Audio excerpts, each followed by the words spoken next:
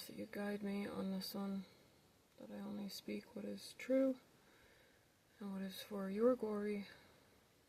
In the mighty name of Yeshua, amen. Who's ready for some vulnerability? Definitely debated making this video more than once. Again, I did not even start doing any of these videos for my own glorification, justification, validation, any of that, because everything that I've been talking about so far, a lot of it puts me on blast for a lot of things, and it is only for those who want to hear. So that being said, just to share a little bit about me, focusing mainly on how my life has changed in the last 30 years. It's kind of funny being 30 because when I was a kid, I don't want to say never, but I had the thought of what I would be like when I was 30. But the older I got, into my teen years, I stopped caring about even getting to 30.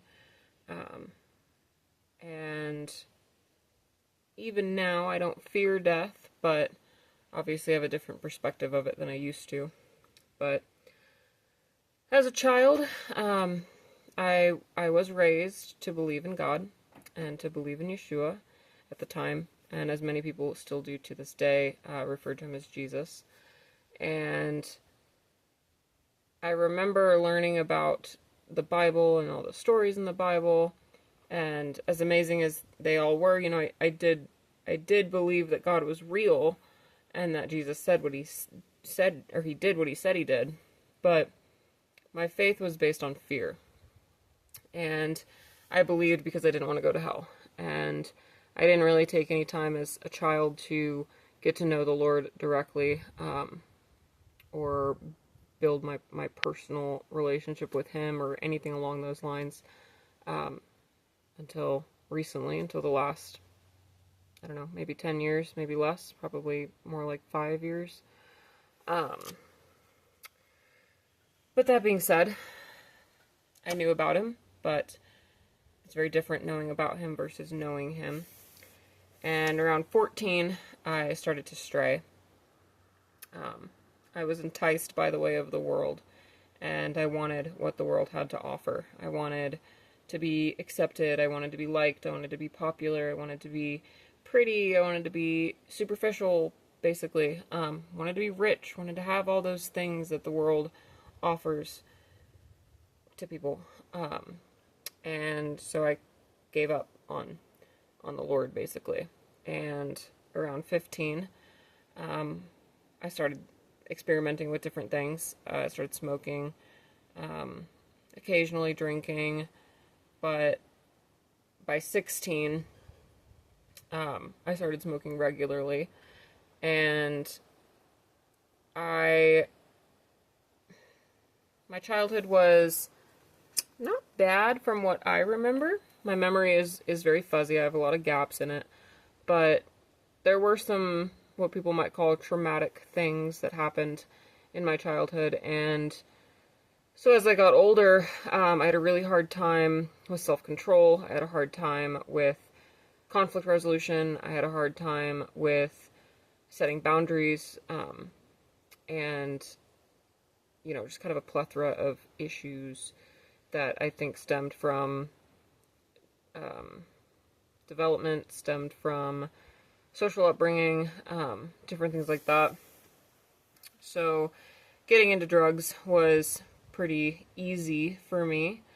I started with marijuana. I then moved on to amphetamines and shrooms and acid and MDMA, and I think that's the list, but either way, doesn't matter what the list was. It was all pretty much all of them. Never got into anything super hard, but either way, what I was getting into was still not good for me and not healthy, and especially to start them at 16, 17. My brain was not developed. And so I now, obviously, 13 years later, 14 years later, I'm thankful for where I'm at, but I do see the damage that it caused. Like I said, my memory is not great. It's kind of weird sometimes because I'll forget a conversation I had not that long ago, and that part is kind of rough to deal with because I know I kind of did some potentially irreversible damage to myself doing those things. And I definitely had my wake-up calls in that. You know, there was one time I was 16 and it was St. Patrick's Day, and I'd gone over to a friend's house, a bunch of other people, and everybody's drinking, having a party, and I don't blame anybody, but there was no instruction on how to drink properly and safely, and I had gone from drinking whiskey punch, don't know what the parameters of punch to whiskey that was,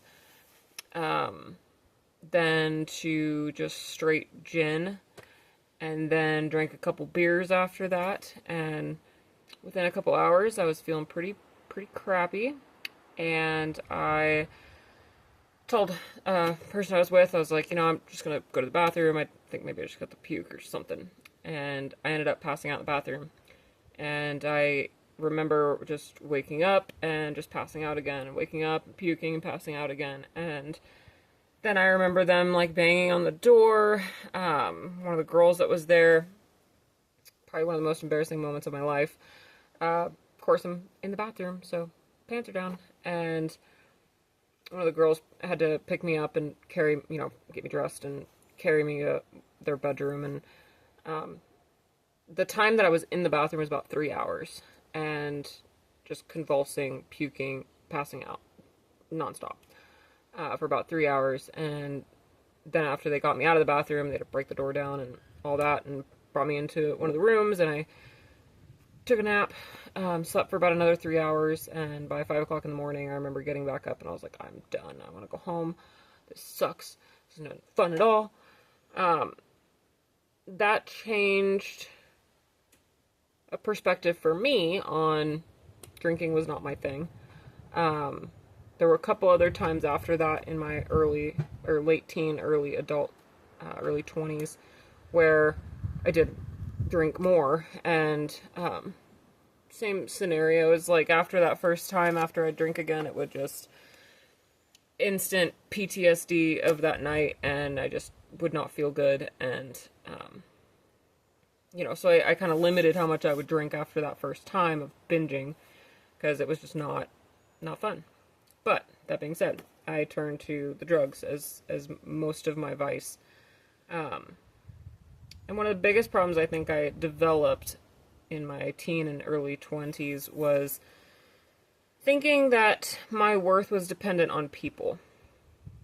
When I was 17, I got into my first relationship, and I completely changed myself for that person. I altered how I dressed, I altered what kind of music I listened to, I altered what kind of shows I watched, I altered how I spoke, everything, how I looked, the whole 9 yards, to try to get him to like me, and it worked.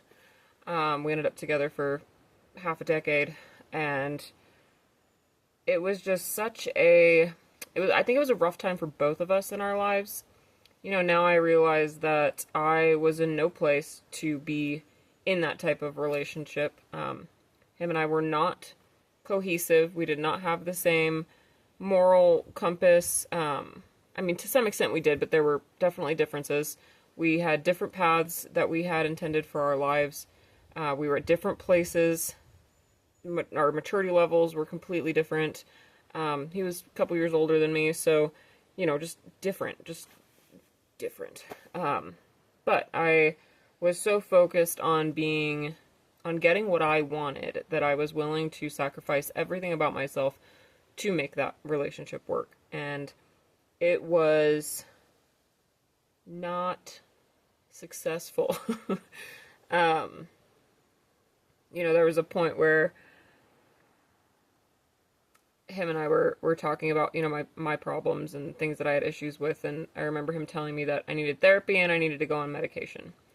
And I listened to him on that because I didn't want to lose him. And so and again, not blaming him, I made the choice. It was my volition to go that route, but I did. I ended up on, I don't remember, fluoxetine or paroxine or whatever it was, anxiety medication, and I went to therapy. And it was kind of interesting because when I first went to the doctor to talk to them about it, they had me take a depression screening test. And I knew I had problems with anxiety. I can share more about that in a minute, but I never really considered myself depressed.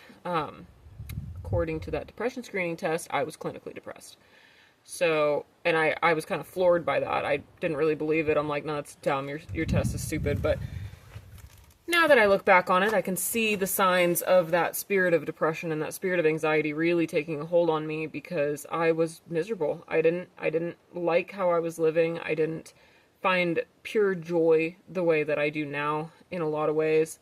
And I was just an unhappy camper.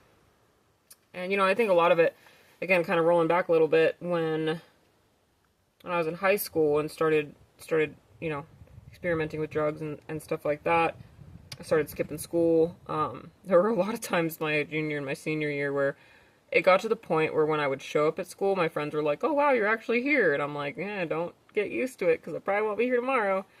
And I just didn't care. I wasn't focused on the Lord, so I started getting into, like, New Age, witchcraft kind of stuff. Not, like, full-blown casting spells and that kind of witchcraft.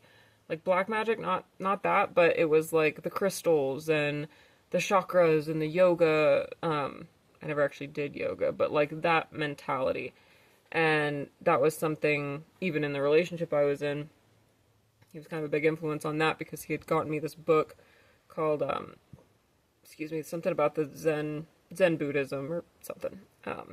And all those, I will say some of the things that they have to talk about in that mindset, they're not inaccurate, it's just the wrong focus. They talk a lot about, suffering is, they kind of teach you to ignore your suffering in a way, because it's like, you're going to be dealing with it, so you just have to learn to deal with it. And learn to kind of be numb to it, which that was at least my understanding of it. That's how I was taking the information. And hence going to therapy, hence going on medication, hence smoking every day, to try to numb myself because I wasn't happy. I was not enjoying my life. And I don't want to say that life is all about enjoying, because it's not. But I will say now, with how I've grown, is that we should take our suffering as an opportunity to grow. Not to wallow in it, not to ignore it, but to actually be like, okay, this is happening, I'm not super fond of this, but what can I learn out of it? So that being said, one of the things with one of my major struggles, aside from addiction, was the anxiety. And I know I had more than the 3 that I'm remembering, but there are 3 specific times where I remember having a severe, I guess you could say it was an anxiety attack or a panic attack. The first time I was probably about 18, and I'd gone over to see my brother and his girlfriend, and I had my boyfriend at the time with me, and I remember standing next to the car on the passenger side, and I was talking to my brother. He was up on the porch, and I'm talking to them, blah, blah, blah, no big deal. I remember feeling like the sun's really hot right now, but I was like, okay, it's whatever, it's summer day, not a big deal. And I remember getting back into the car, pulling out of the driveway, starting to drive down the road, and then going off the road and starting to head towards a tree. And in that moment, hit the tree, and then it was like an out-of-body experience where I could see my assumed dead body in the car, thinking to myself, well, shoot, I guess this is it. And then I started hearing my voice being called. And then all of a sudden I open my eyes and I'm laying on my back in the driveway and everybody's hovered over me like, are you okay? Are you okay? I still don't exactly know what was happening in that, but nevertheless, I would say at this point it was an attack of one factor or another, whether it's psychological, physical, spiritual, all of the above. So that was like the first time. It freaked me out a good bit. Second time I remember, which I think there were a few times in between, but again, memory, not great. Forgive me for that. Second time was, I was going out to see something with someone, and I got super nervous about it. And we were on a dock, and we were checking out a boat, and I got really nervous about it, and I was like, you know what, I just need to get some air. We were looking at the inside of the boat. It was real gross and moldy and just not a fun thing. And I was like, this is stressing me out a little bit. So I got up, got off the boat, got onto the dock, start walking down the dock towards the shoreline, and vision starts tunneling. It all went black, and I just dropped to my knees on the dock.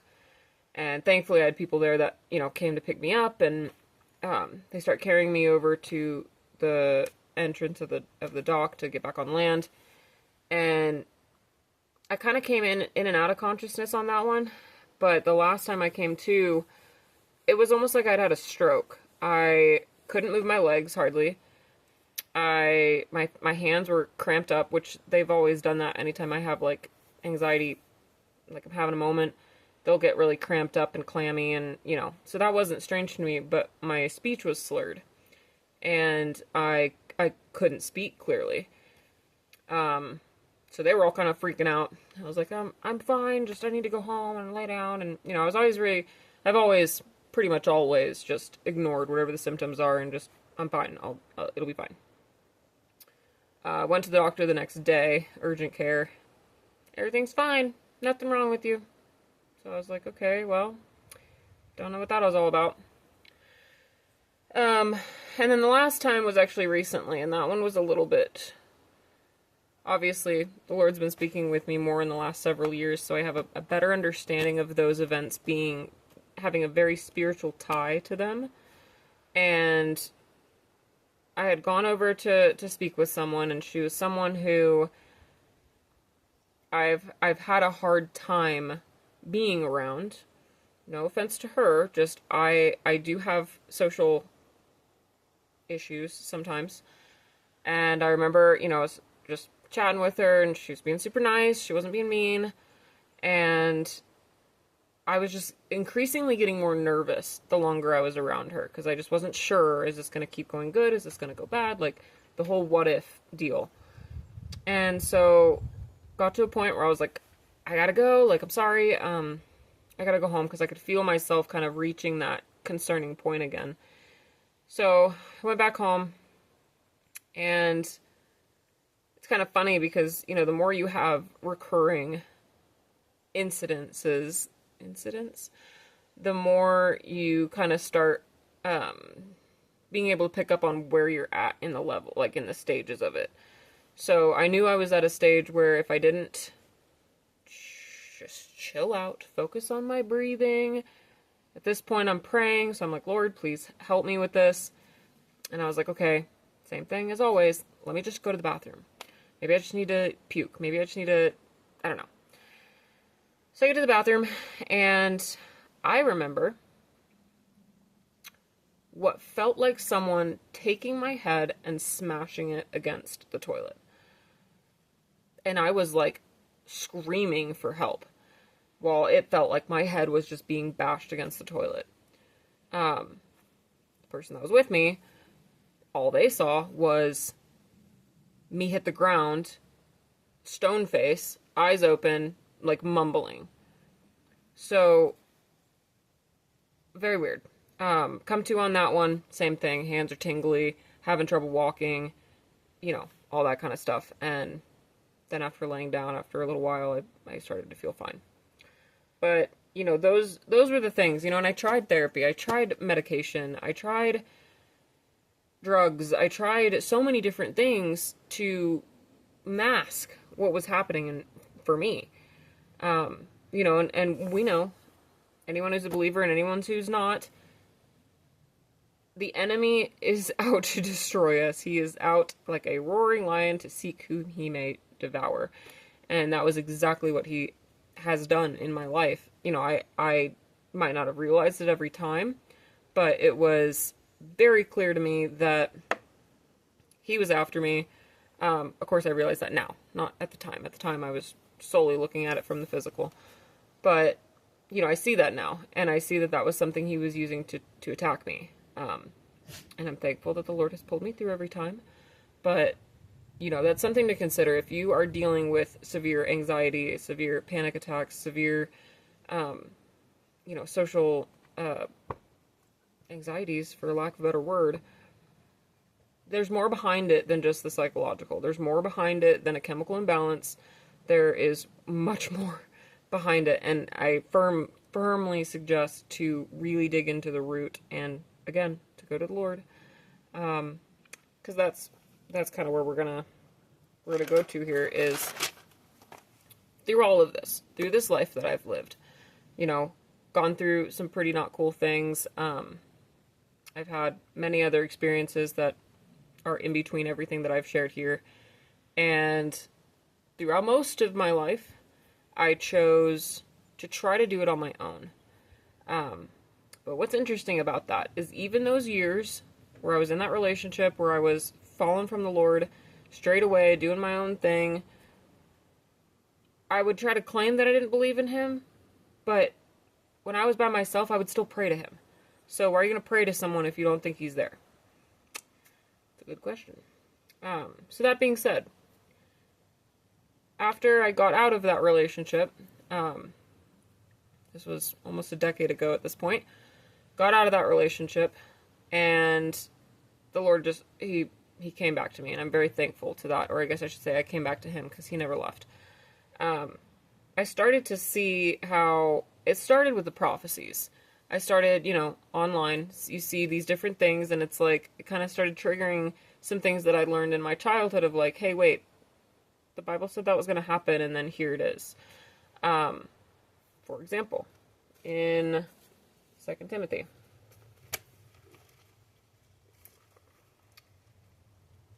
So it's 2 Timothy 3. Consider this. In the last days, there will come times of difficulty, for people will be lovers of self, lovers of money, proud, arrogant, abusive, disobedient to their parents, ungrateful, unholy, heartless, unappeasable, slanderous, without self-control, brutal, not loving good, treacherous, reckless, swollen with conceit, lovers of pleasure rather than lovers of God, having the appearance of godliness but denying its power. A lot of those things described how I was, for one.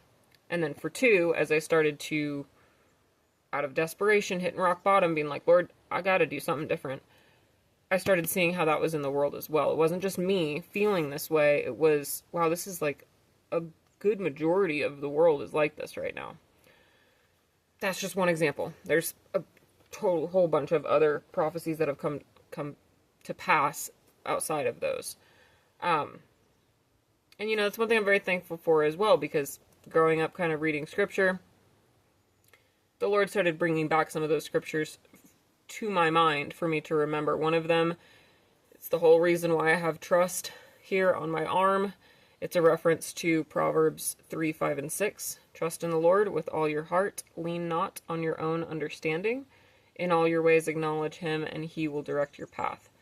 I've always thought that verse. It's always come to heart for me, but again, until more recently of me resurrendering, I'm like, okay, Lord, I get it now. You're telling me that it's not up to me to figure everything out. Yeah, that was a big reason why I turned to all these different things in my life, was because I was trying to take control of my life. There were so many things in it that were out of my control. I wanted control. Well, that verse right there, the Lord's telling us, let's not trust in our own understanding, because we're flawed.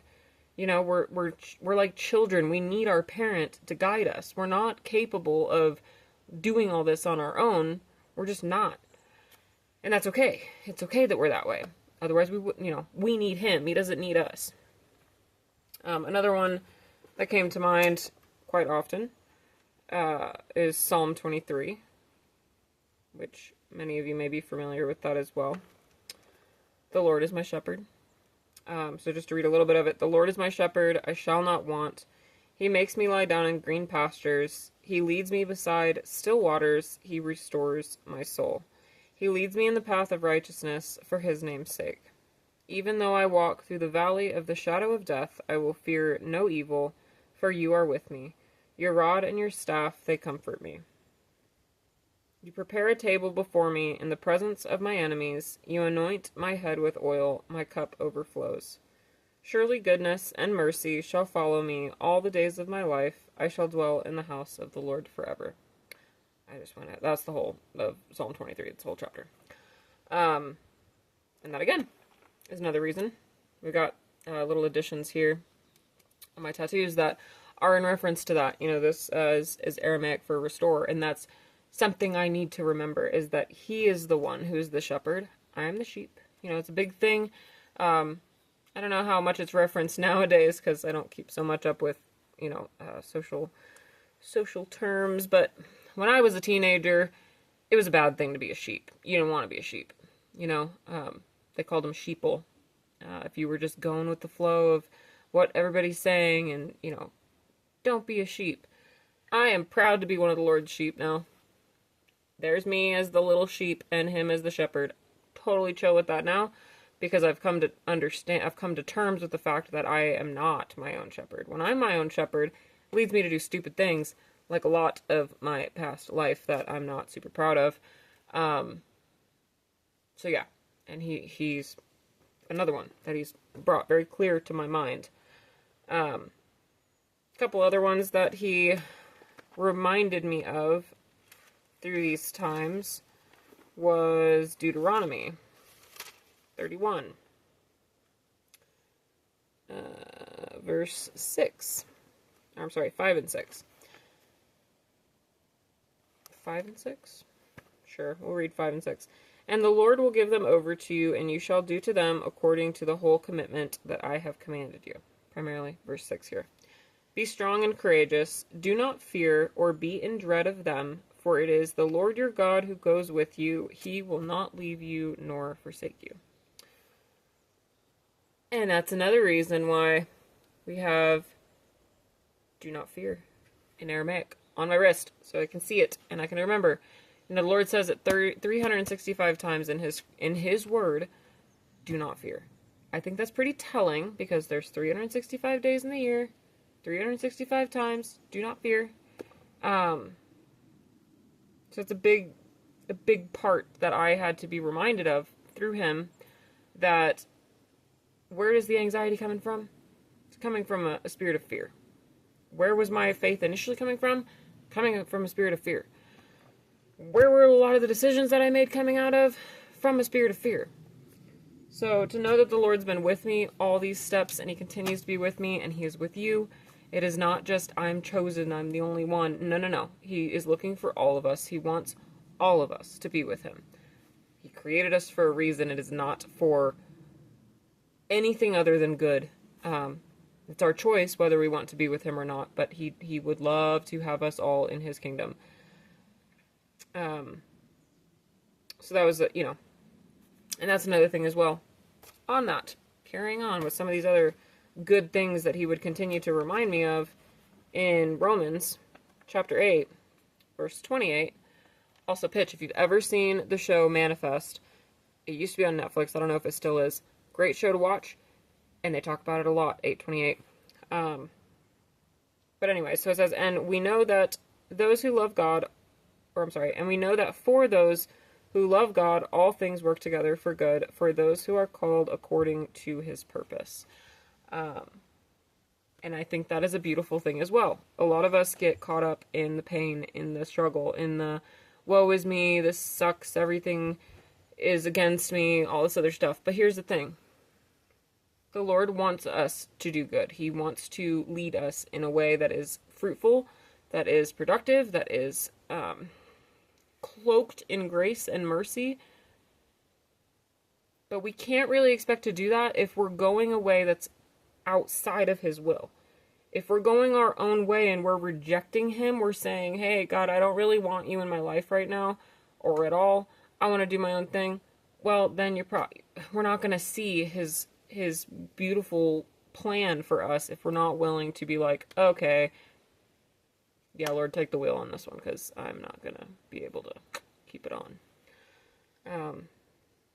Which was a big thing that he had to remind me of. You know, I just kept going on, doing it my way, and it was not working out in the slightest.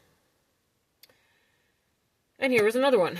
You know, again, throughout my life, I have felt a lot of confusion, a lot of insecurity, a lot of discontent, a lot of frustration, a lot of what's happening and why won't this happen, or why can't this be, and all those other things.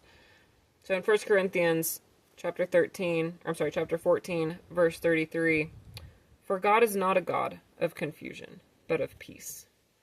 And that is something that he definitely had to remind me of, because in all my years of falling away from him and doing my own thing, it was nothing but heartbreak. It was nothing but confusion for myself, for the people around me. I could not count on my fingers the number of people that I hurt living my way. I didn't care enough about other people to not hurt them. I was so focused on myself, and even in being focused on myself, the confusion was so great, I had no peace.